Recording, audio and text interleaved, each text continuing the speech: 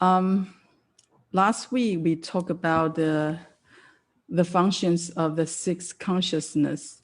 In the end, this is a summarize for the functions of the six consciousness. And basically, I just quickly recap what we have learned in the past week. So the function of the six consciousness, it will start with the direct response to the object.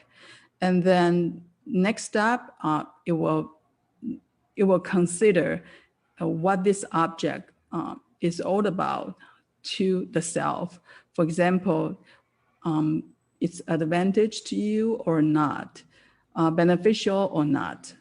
And then the six will make a determination to react with our body and speech. And then we will make a final judgment about this encounter and what this is all about.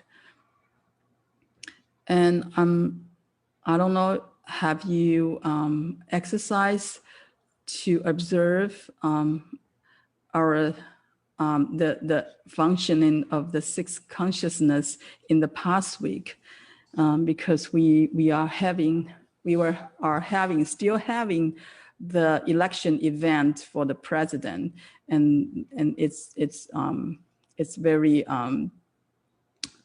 exciting process, and many things happen, unexpected things happen, or expectable things happened. And anyway, no matter what happened, we have to remember that in this mundane world, it is the six consciousness that contribute the most influential power to lead our physical actions and our speech. Okay, for example, some people might be disappointed with the result of the election, and some people may feel happy about the result. But no matter it's preferred to you or not, then our six consciousness will tell us, should I, say bad things about this result, or criticize, the process, or, you overjoy with the result and think too much, too highly about the result. And then so the six consciousness will make the decision about how we react to the phenomena we are facing. And the problem is, what is the fundamental basis for the six consciousness to make this judgment or make this decision to react? Okay. And we will talk about that today. It's about 6, 7, and 8 consciousness. That is the foundation for the six consciousness to make decision. And this is a just diagram to show you that when, on your left bottom corner, when the three components, the objects, the organs, and consciousness interact, then the perceptions happen. And during these perceptions, it is the six consciousness that will decide, how I'm going to, am I going to link to the wholesome associates or unwholesome afflictions? Okay, these mental associates, we will talk about that next week. Okay, so the sixth consciousness is a key role for us to to connect to our emotion. And these emotions will lead us to behave certain action, speech, and thought. And these three actions will become our karma. Okay, so karma is the key for everything. Why we are who we are today, and why we have what we have today. And so this karma is also a big topic in Buddhism. And the karma, where is the karma, and how this karma carry on life after life. And that's also today's topic, okay? So this karma, let's say, is stored in the eighth consciousness. And this karma will have two power. One power is called directing karma that will lead us to, which realm we will be reborn to, okay? The other is called fulfilling karma. That is, once we are born into a certain realm, for example, as a human, then how good or how fulfilled our life will be is decided by this fulfilling karma, okay? And all this power come from the eighth consciousness. And then this karma, we have different kinds of seeds in the eighth consciousness. And then so this kind of, the behavior, the speech, body, and mind actions will become a seed that's stored in the eighth consciousness. That we will talk about that later in more detail. And this will become a force for us to be reborn in the sixth realm. For example, if we committed lots of 10 heinous deeds, and then it's very possible for us to be reborn in the so-called Naraka hell. If we keep 5 precepts for our whole life, then this power, this energy will help us to reborn as human again. If we try very hard to do the 10 virtuous deeds, and then it's very likely that we will be born in heaven. And so these are the concept in Buddhism that how the sixth realm retribution happen based on the behavior that or the karma we have accumulated in the past, and it decided our future being to be, okay? And so I talk about in the last week's talk, I talk about a conference called The Art of Dying, and I talk about that current Western psychological and scientific study, especially some are from academic area. People are starting to do the research, study what happened right before people die or right after people die. Because scientifically, people accumulate a lot of statistic data or interview showing that something strange is happening right before people die, and something, for some phenomena, strange phenomena happened after people die. And it become they collect a huge amount of data, statistic data, so you cannot ignore that this is happening. And so people start to study this process in a more scientific way and try to, for example, help people to die peacefully, for example. And just like last week, sorry about my technique issue here, that I show you, you can look at from the internet. like I show you, this story is was mentioned in the conference, that the last word, the final words of Steve Jobs is, "Oh wow, oh wow, oh wow." So a lot of people try to interpret why he said that and what happened, what he saw, what Steve Jobs saw in his last moment. And so some scientists explained that, you know, when people die, the perceptions of this world changed.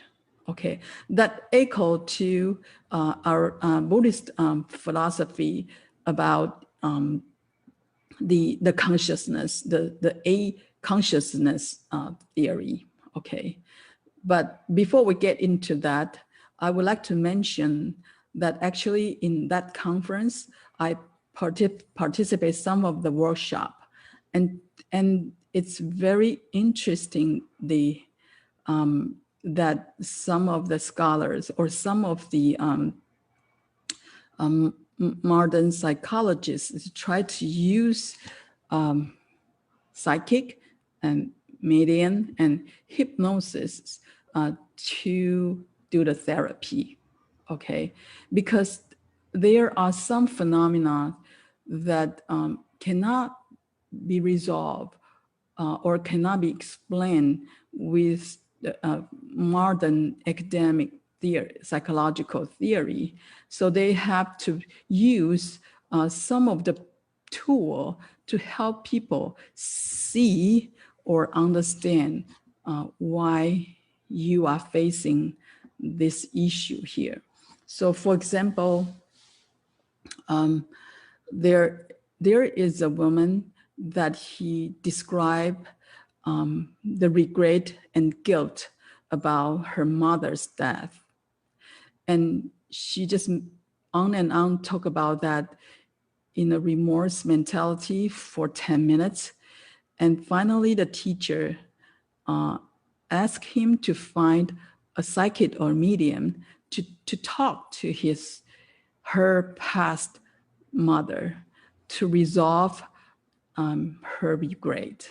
And that was a shock to me, because this is like a half academic conference, but people introduce these tools, try to let go, try to help people to let go of the regret or guilt in their minds. And also there is a tool called hypnosis. So through this tool, you might be able to know about your past lives. I heard a story, a direct story. The battery is running low. Okay, Chang Hwa Fashi, please come to help. All right. Okay, so hypnosis is there is a wife that was treated badly by her husband, and so she cannot take it anymore. Then she went to do the hypnosis, and then he saw his past life with his current husband and found out that how she treated her husband in the past life. Then she started to open her mind and take these consequences that why find the answer that why her husband treat her badly in this life. Okay, this is just the example in the conference, or in at least in New York area, more liberal area, that people use this kind of tools, try to find out more things or more causes in the past life or in the past, or try to resolve problem when when you cannot see that person anymore. But anyway, the problem, the key issues is that that we are reborn, you know, again and again in this so-called the 10 realms. Of course, the Buddha, there are more saint levels that we ordinary people cannot reach. But for the 6th realm, we are like come and go in this realm for many, many lives. And then who decided? And then what we have done in the past, how to continue, how can we remember, how people remember that I have done wrong thing to them in the past life. How can I remember? I don't remember, but how can people remember? Or they don't remember why they don't like me or they like me a lot. And what is happening here? So in other words, it's a very simple question. How the past, present, and future connected, how the information are stored and carried on through lives, okay? So right now we have to get into very deep level of the iceberg, so-called the 7th and 8th consciousness. And it's also called mana consciousness or alaya and alaya consciousness. It's in the bottom level of the iceberg, how we perceive this world and how we operate our mind. Okay, so this is today's topic. I hope that this is introductory talk. So I may not tell you the whole story, but I hope that you can get some idea about the 7th and 8th consciousness. And it's also a unique theory in Buddhism, and probably you cannot find this kind of concept in other religions. And this is 2 levels of consciousness that is very hard to prove and very hard to show you. Like I cannot show you my 7th and 8th consciousness. And also you cannot share with me your 7th and 8th consciousness. But you can see my emotion, okay? So this is a very deep level of the mind or the consciousness that support the 7th and the first 5 consciousness to make perceptions. So before I get into that, this is a theory, another very important theory to explain the so-called dependent origination. This is the core concept of Buddhism. And there is a story, like 12 links of dependent origination to explain why things happen and why things come, why things going. And, you know, and it starts with the ignorance.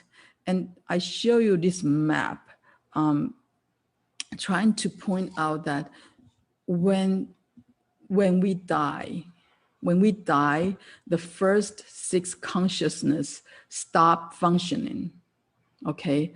But then we still have the 7th and 8th consciousness still exists there. And it is the last consciousness that resists to leave the body. So that's why when people died, a Buddhist tradition is not to touch the body and try to tell the deceased that you have died, and then how you need to handle your mind right now, and how you accept your death, and how you, you know, go get on to your next life. So when we die, the 7th and 8th consciousness leave the last. And when we were born, or when we when our next life start to form, then it is the eighth consciousness with the seventh consciousness get in, take part first. So, for example, we have ignorance and we have volitions, and then when our consciousness driven by the directing karma, so the directing karma will bring our eighth consciousness to find our future parents, and then so the consciousness enter into mother's womb when the mother's egg got fertilized and it become embryo. Then usually most of the case that the child's consciousness, eighth consciousness with the seventh consciousness. Okay, the seven is always go with the eighth consciousness, enter into the embryo, and then this embryo, the consciousness will grasp the name and the form, and to become a stable, fertilized embryo. So if this consciousness enter, and then they cannot grasp the name and the form, and you might the fertilized egg will not develop into embryo. Okay, so sometimes people will have miscarriage. So here, this so-called 12 links of dependent origination tells us that how the theory, what Buddhist concept about so-called reincarnation or cyclic rebirth is through the eighth consciousness with the seventh consciousness. And this also explains how we are born, how we die, how we operate our mind in this life. But we are not going to get into this topic today, but just like want to show you that the consciousness and name and form are very important link for us to be reborn again. Okay. So now is I have to mention that even one consciousness. Okay, I'm going to talk about seventh and eighth consciousness right now. It's very complicated. All these theories are developed by very high practitioners when their mind enter into the deep samadhi, when the first six consciousness stop functioning, and they are able to see, quote unquote, not use eyes, they are able to see the subtle mind and how the subtle mind functioning. Okay, so gradually they developed this is the most popular theory about the four aspect theory. Okay, the master used the four aspect theory to describe how each consciousness function in more subtle way. Here, the four aspect is we have subjectivity and objectivity, or the grasper and the grasp. So the grasper grasps the grasp. Okay, the subjectivity grasp the objectivity to make the perception happen.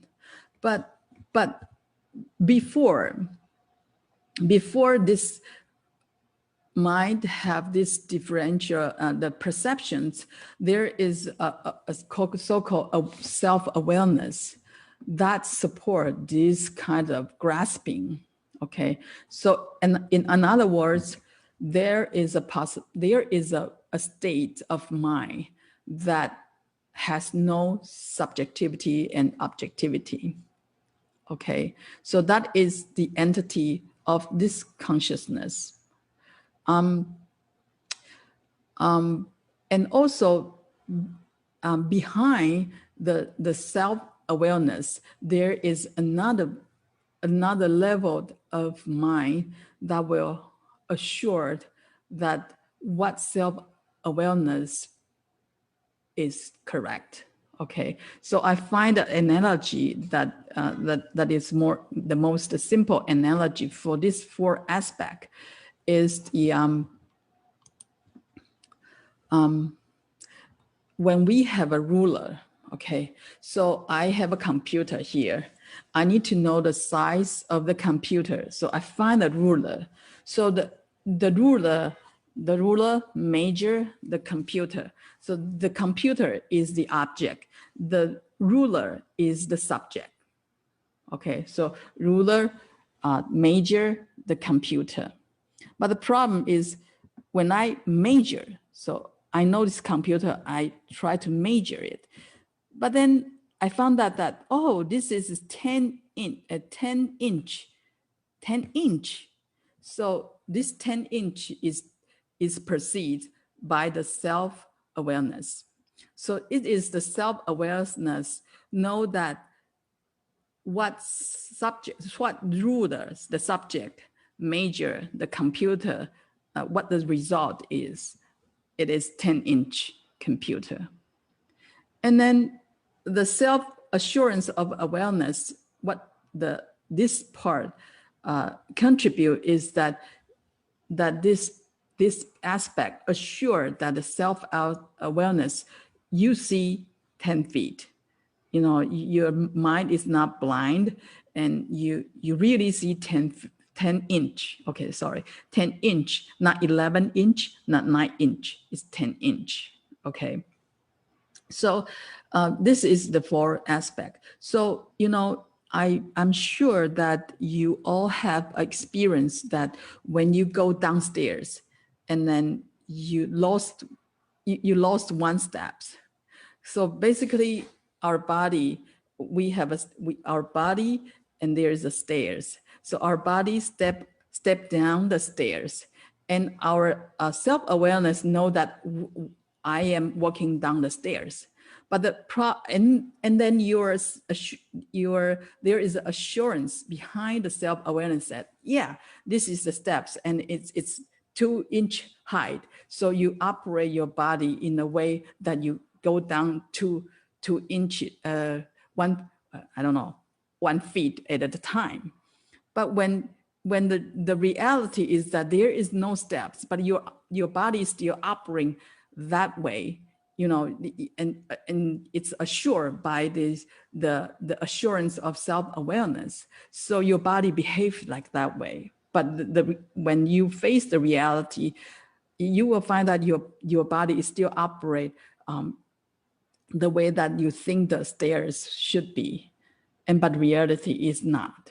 Okay, so all the master, they through their deep samadhi, they develop this four aspect theory to describe each consciousness, how each consciousness function. Okay, so why I take some time to explain this four aspect theory is because I need to explain the attachment of the seventh consciousness. Okay, so basically every consciousness from the first to the eighth, the functioning of each consciousness can has these four aspects. And the seventh consciousness, the function of the seventh consciousness is very simple, that it will grasp or attach to the subjectivity part of the eighth consciousness as the self. In other words, if you look at this diagram, that when the eighth consciousness is functioning And of course, there will be a subjectivity part and objectivity part. And the subjectivity part become the object for the seventh consciousness to grasp. And it will grasp as this object, as the true self. This is me, and this is me. Okay, so whatever the eighth consciousness manifest or functioning, it is me, okay? And so you just remember that the seventh consciousness grasp the subjectivity part of the eighth consciousness as the self, no other thing, just this is the self. And this become, I would say that this is it's kind of like a password or a controlling way for us to how we perceive this world. Okay, and it's very important, but it's very simple. Just like I grasp this is me. So the eighth consciousness, okay, I'm a human. Okay, so whatever the eighth consciousness perform, eighth consciousness tell me that this is a tree, this is a sky, this is water. Then I tell you the seventh consciousness, yeah, this is your world. And my body, okay, here. So this is your body, this is your world, this is your environment, okay? So the seventh consciousness just attached to it, okay? And how about the eighth consciousness?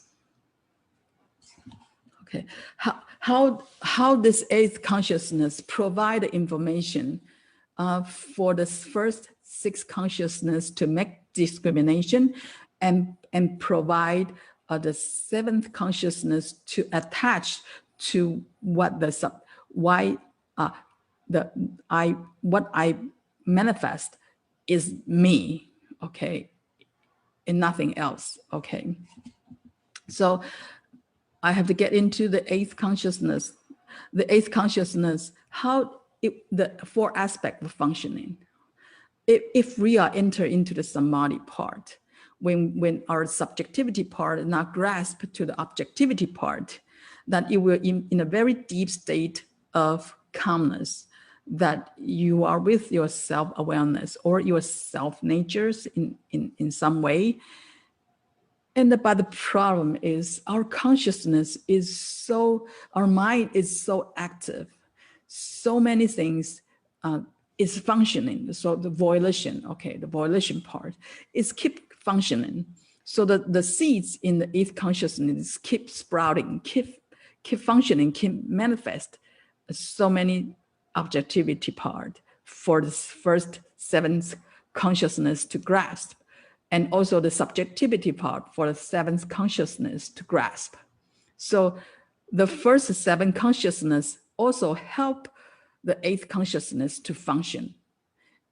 And so this is kind of a very complicated part of the mind, that we have different aspects of the mind, and they kind of like feed each other information and then keep functioning. And the reason we practice is we try to calm everything down and don't do too much discrimination in order to see that what our truly state is, okay? So there are seeds, another theory called seeds theory, okay? And in this eighth consciousness, there are seeds for the mind Dharma, and there are seeds for the form Dharma. That pretty much is what we are perceive in a life, okay? So right now I'm going to talk about the theory for the eighth consciousness. Okay. The eighth consciousness has three functions, okay? The first function is it will function as a subjectivity. Is, for example, it is capable to store all the seeds from the first seven consciousness. Whatever the first seven consciousness doing, or make discrimination or make attachment, all the seeds, all the energies were stored in the eighth consciousness. And the second function for the eighth consciousness is it behave as objectivity. This eighth consciousness is capable to be so-called perfumed or scented by the first to seventh consciousness. Okay, so I have, for example, I have the first function is I have a seeds of craving for chocolate. Okay, so this is stored in my eighth consciousness. So when I see chocolate, I love it. I want it. And once I taste it, my tongue tastes it, and my sixth consciousness tell me that this is so lovely. This is the best. This is very good chocolate. And then this love of chocolate perfume or scented my original seed and reinforce the seeds of loving chocolate. And then so the eighth consciousness become the objectivity to be influenced by the first to seventh consciousness. Okay, it can store, it can be scented or reinforced. And the third function of the object, the eighth consciousness, it's also objectivity for the seventh consciousness to grasp as the self, like I just explained earlier. So remember that this eighth consciousness has these three functions for the seeds. Okay, now so I summarize that actually the eighth consciousness, it's kind of, it also called a storehouse, okay, storage consciousness, means it will store all kinds of seeds, okay. These seeds is not real seeds, okay. It's a potential that is in our eighth consciousness that has the so-called mind Dharma, the seeds from the first to seventh consciousness, and also the form Dharma. The eighth consciousness has the seeds for our body and organs, and also for the seed for this outside world. Why we can see this beautiful sky, the tree, the river, the ocean, why we can perceive there are seeds in our eighth consciousness. Okay. Okay, now, okay, just be patient, okay. The eighth consciousness is actually a big part, very most important part. The sixth and the eighth consciousness are play the key role in Yogacara theory. Okay, so now the seeds for the first to seventh consciousness has two kinds. One is called seeds of designation, that it can be perfumed with equal property of energy. For example, I like chocolate, and I like chocolate. So this will be reinforced again and again and again when my first seventh consciousness make the perception with the chocolate. Okay, so this is also a reminder for us that when we see something we don't like, when we see some people we don't like, there are something in the past happened, and they become an energy that's stored in our eighth consciousness. And as a practitioner, we have to be aware of this. And second is stop perfume it, start scented it, start reinforced this kind of energy.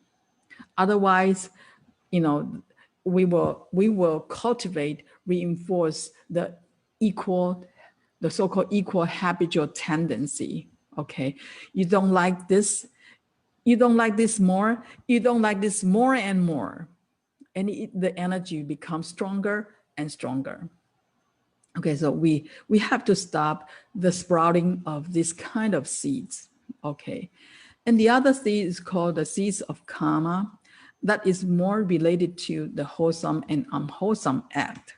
Okay, and also this is very special, that these wholesome and unwholesome seeds will decide how we are reborn, where we will be reborn. Okay, so it calls the activate seeds of different property. The previous one is perfume the seeds of equal property, but this is the seeds of different property. Why we call it seeds of different properties is because if I am easily get angry, whatever I don't like, I am very angry. I'm extremely angry, and I scold at you. I beat you up.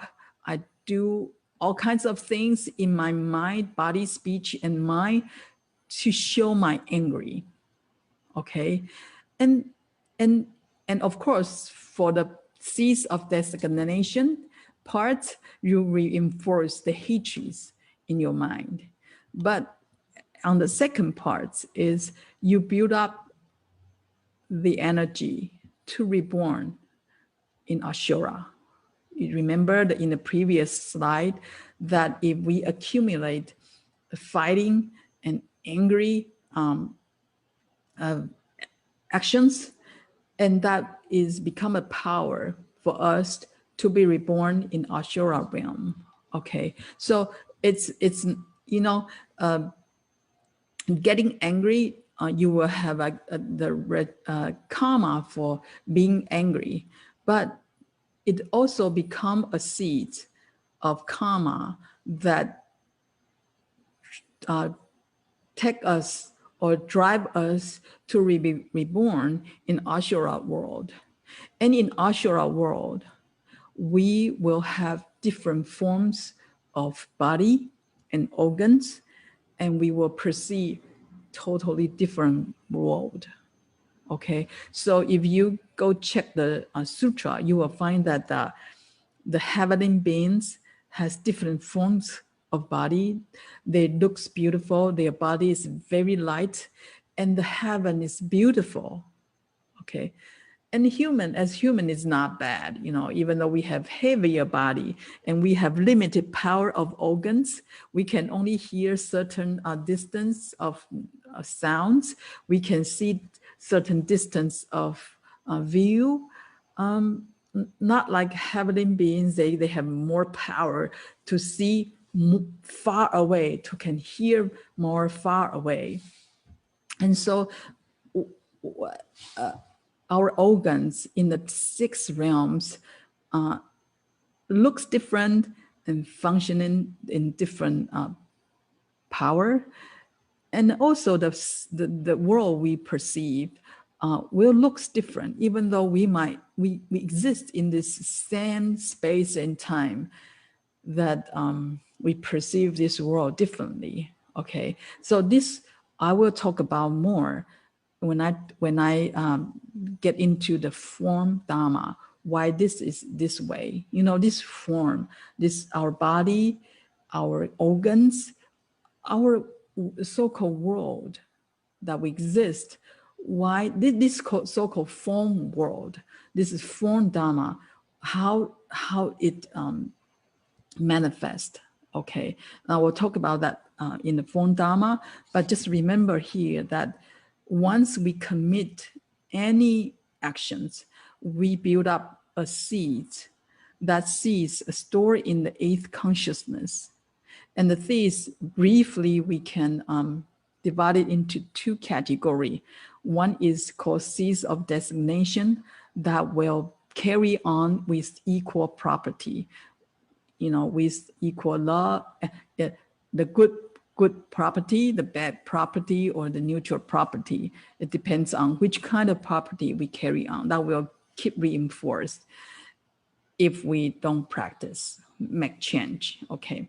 And the other is called seeds of karma that will contribute the decision of where we will be reborn to, okay?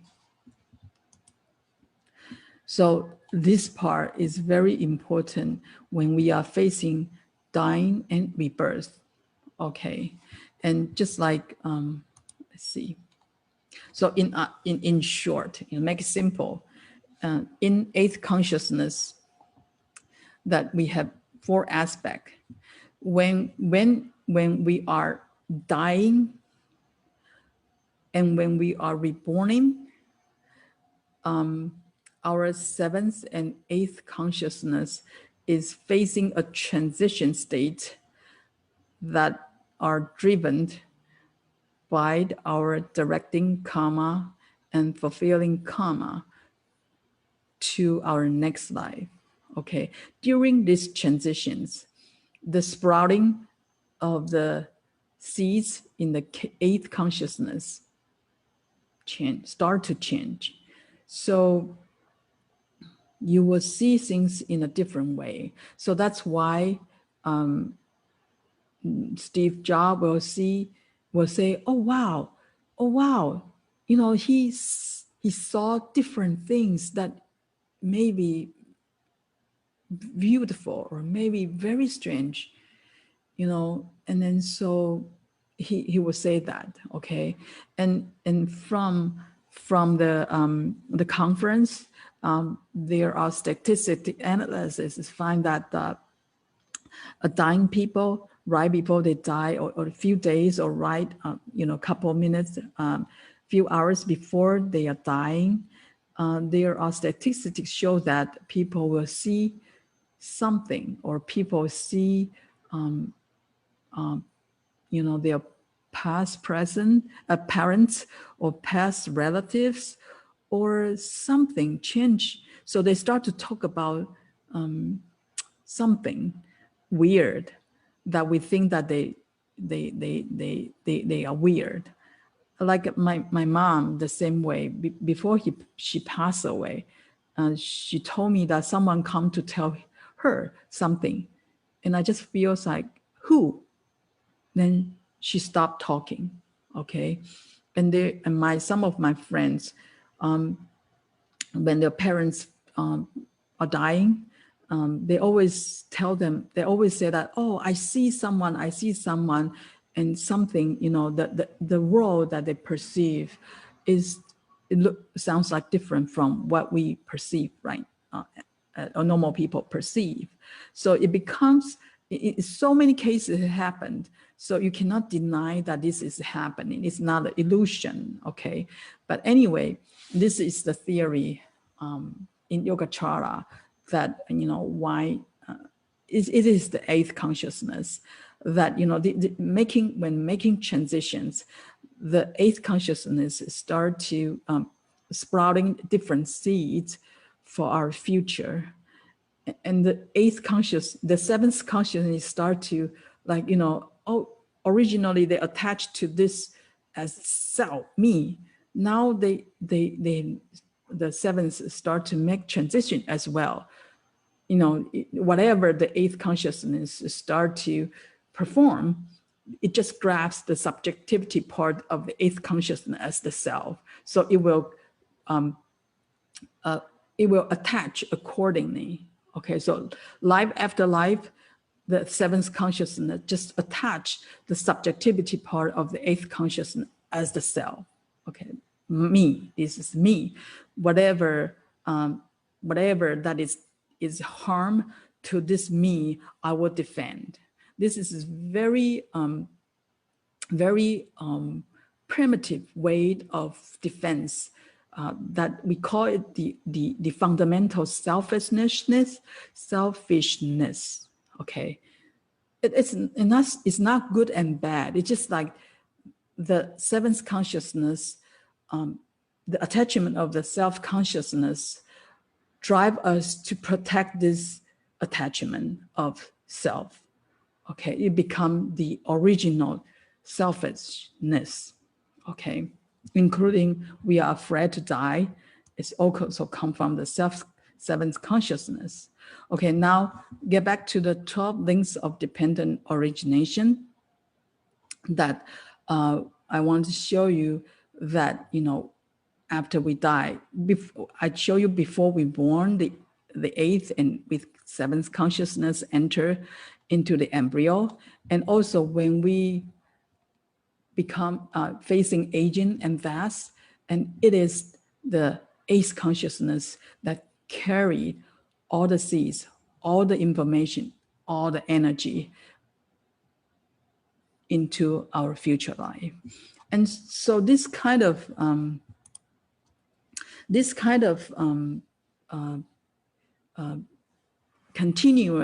continuity of so-called life has no certain self like soul. Okay, so when we talk about soul, the idea is that there is unchanging self that I just change body. Okay, but here in Yogacara theory, it tells us that the information, the energy is carrying, but what our existence will be depends on the causes and conditions and our karma that we might be a dog in the next life. But if we still help people, we still have good mind, I may become a dog in the US that my host love me very much. I even can go to the animal hotel and to have a good vacation. But if you don't do good things, you don't help people, you don't accumulate enough good fulfilling karma, you might become a dog in Asian that people hunt you and cook you and eat you. Okay, so even as an animal, directing karma that bring us to become dogs or humans, but our fulfilling karma will make our lives either very wonderful or very miserable. Okay, but by knowing this kind of concept, it's not trying to tell you that, okay, this is your life and that's it. No, we know about this theory is we can make change. Okay, we can make change by knowing what our life is functioning, while our lives is continue. So oftentimes we like Buddha say, we all have the pure essence of nature. We are originally, we have Buddha nature. Why we are who we are, why we are suffering, why we are in a bad conditions, that is because we have a delusion from the sixth consciousness and attachment from the seventh consciousness. And these two kinds of operation of the mind that based on the seeds from the eighth consciousness, that always make us think that the body made by the four elements is our true body. It is our true body. This is my true body. Okay, and the sensation from the sixth organ interact with the sixth object and the sixth consciousness, all the sensation, mental activity, all the emotions is our true mind, are our true minds. So I feel bad, I feel angry, so I have to do something to release my bad energy from the angry. Okay, and so we are driven by this kind of delusion, discrimination, and the firm attachment from both sixth consciousness and seventh consciousness, that our samsara rebirth continue, life after life and afterlife.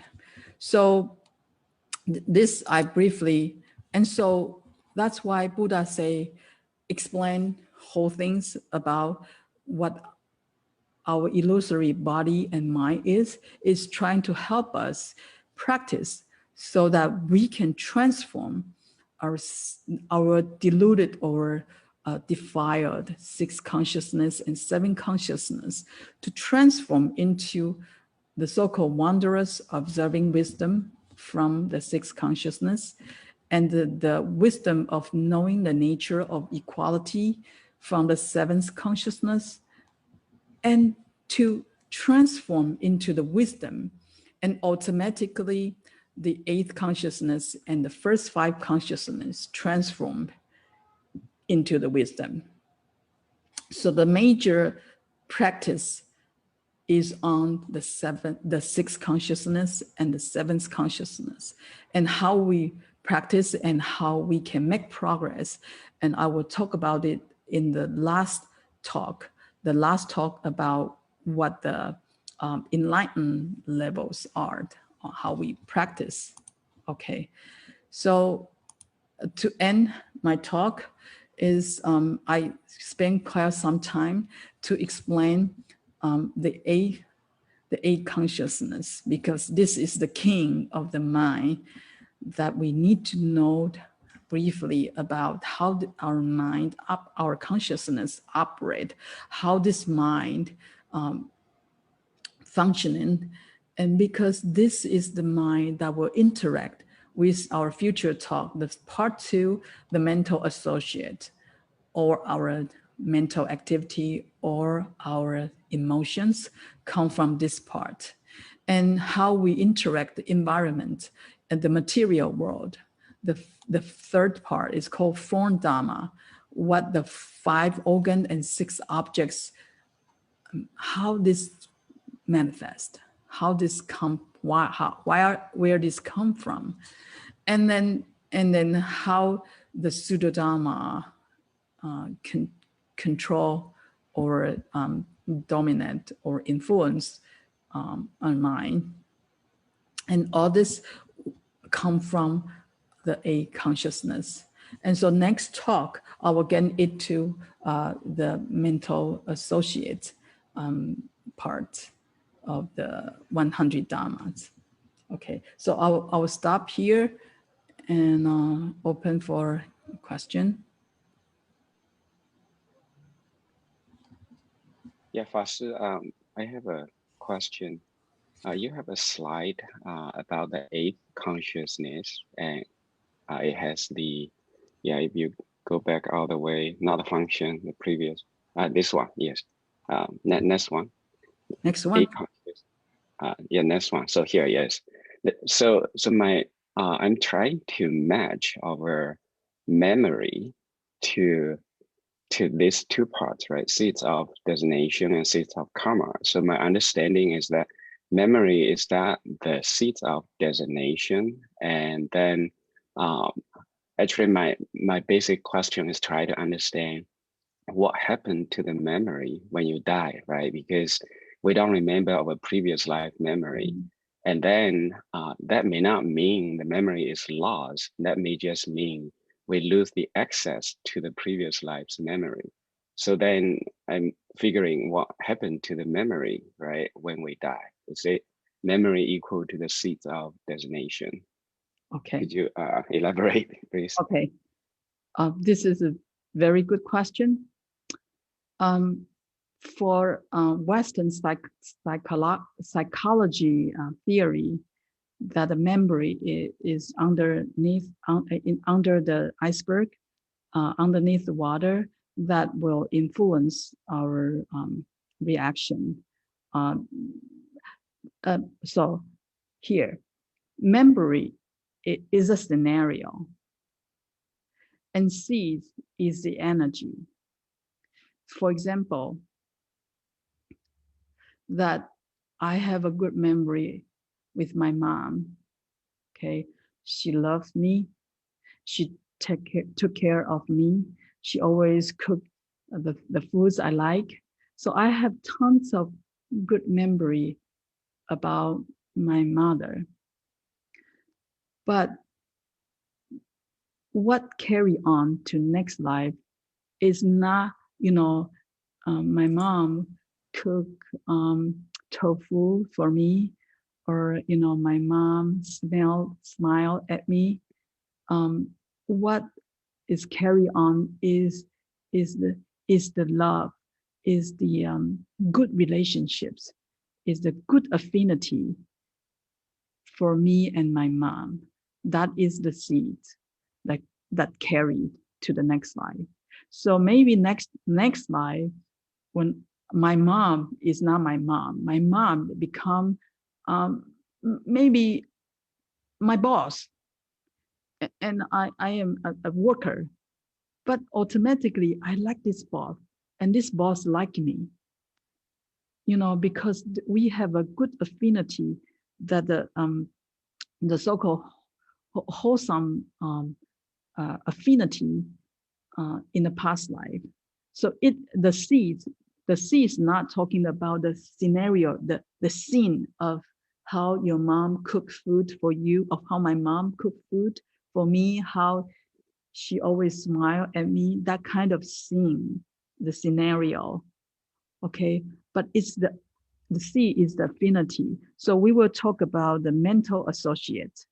So it is the mental associate that come with the A consciousness. That is the C. It's not like I eat ice cream, become a C. It's the attachment, it's the affinity to the chocolate flavor is the C, not the memory of I'm eating the ice cream that will carry on. Is that make sense? Yeah, that helps us a lot. There's one part I'm still not clear, because like in the sutra or in other documents talk about, if you get into the deep samadhi, you'll be able to reach the memory of previous life or multiple lives. Right? On that case, it seems like this scenery, I mean, actually what happened, like you can just replay the whole movie. In that case, it's not only the associate, it's the actually everything what's happening. Is that the right understanding? So yeah, this part I did not get into, but I know that if even you do hypnosis, some of the scene will come up, right? Just like I mentioned that when you go to do the hypnosis, that you might see what happened in your past life, and that message are stored. But this part I'm not quite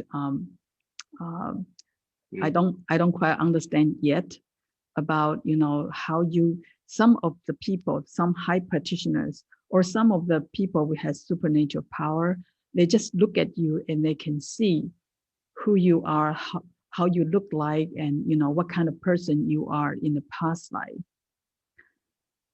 But so it seems like that part of the whole scene, right? The whole memory is still stored somewhere. Right. Some people say it's stored in the cloud, and then you just. but it's not a seed that we are talking about here in the for the eighth consciousness. Seeds. Okay. Okay. All right. Thank you. Thank you very much. Yeah, this is Frank, by the way. Right. Thank you. Now, Fashi, there are two people raise their hands. First one is Masa Yadagari, and the next one is Marie Solomon. All right. So, Masa, you could just unmute yourself and raise your question, please. Okay. Dharma Master, my question is that, for example, I know somehow some of my habits, mental or speech, are unwholesome, but because they have a kind of energy, when they come up, I don't have the energy to counteract them. I know that, for example, if I do this habit, it doesn't have that much good wholesome effect, but because I have done in the previous times now I cannot counteract their habits, their energy that I have. How can I cultivate the energy that I can counteract the unwholesome habits? Yes, this is, I think, is everyone's problem. I have the problem too, you know, because we cultivate these seeds for such a long time. Even though this life, I know the Buddha Dharma, I know that I know what's happening in my consciousness, but I cannot stop it. So we need even stronger power from our mind, from, okay, here, the sixth consciousness. I will talk about that when we get into the next talk, the mental associates. There are like 5 pervasive mental the mental associate, and the 5 the other differential mental associates. That's by understanding that and all the methods, no matter you counting the breath, you silent urination, you or chanting Buddha's name, whatever the practice, that we need to know that the focus of the practice is on the sixth consciousness. Okay, so we have to cultivate practice again and again to get stronger and stronger power in order to overcome. So sometimes we have a joke like when the trauma happen or big things, bad things happen in our lives, it's the fighting with your vows and your karma, with the power of your practice and your karma fighting each other. You know, if the karma win, your karma is stronger, then we have to go back practice. You know, we have to practice the samadhi power. We have to practice our vows. So with the power of the vows and samadhi power, we are able to overcome the power from the karma. And that's we will talk about that little in next week. It's very hard, but at least we are aware of that. Thank you so much. Thank you. Okay, Marie, please unmute yourself and ask your question, please. The host asked me to introduce myself. I'm the first, this is my first time. I'm from Santa Monica, California. And also I'm a very early beginner. Mm-hmm. And I just started in May, studied Buddhism. And I do have a question. Maybe time won't be allowed to answer it. It will be okay. The question is for Fashi. Any practice one could do to try to maintain our memory after we die, when we go into the next life? Why you want to maintain your memory? Well, that's a very good question, because I think there's few good things in this life I would like to remember. Of course, that I'm still very self-attached, Mm-hmm. and cannot let go, such as like my children, my Mm-hmm. daughter's memory, and a couple of good friends, and such as a good Fashi like you, and a good Fashi in LA, and I'm just learning from them. So because I'm a beginner, so I just said, oh, okay, it would be so nice if I could carry on some of the good memories. You know what? For those you have good memory with, you have a good relationship, good affinity with them in the past life. Okay. So once we build up a good affinity, sometimes we will encounter again. That's the theory from the Yogacara, because all the seeds will bring us together again. Good affinity with good encounter, bad affinity with bad encounter. But the key is that we need to know why this is happening and try to transform. If it's a good, it will not become an attachment. It become a foundation to upgrade our practice. You know, and for example, you like this friend, you like this Fashi, that's why you start to practice, you start to learn Buddha Dharma. But the problem is you need to upgrade it. Once you learn the Buddha Dharma because of the person, and then you thank them, at the same time, you need to learn from more people, to learn more deep Dharma. And you will see the causes and condition and consequences, how this come together, and how this encounter can become a practice of without conditioning. Okay, for example, your love to that person, can you love more people that is not related to you? Okay, can you love everyone? Okay, so a good affinity become a seed for you to upgrade it, not just attached to that certain people or certain condition. Thank you. All right. Fashi, Yeah. I'm sorry. Miranda from Vancouver also raised her hand. So Okay. can we allow her to ask questions? Yeah, I can answer in shortly. Otherwise, Okay. I'll talk about it next week. Can you bring up your question? Sorry, it's all right if we postpone this question to next week. I didn't realize we've already gone past noon. So I'll be all right if I ask this question next week. Thank you. Oh, okay, great.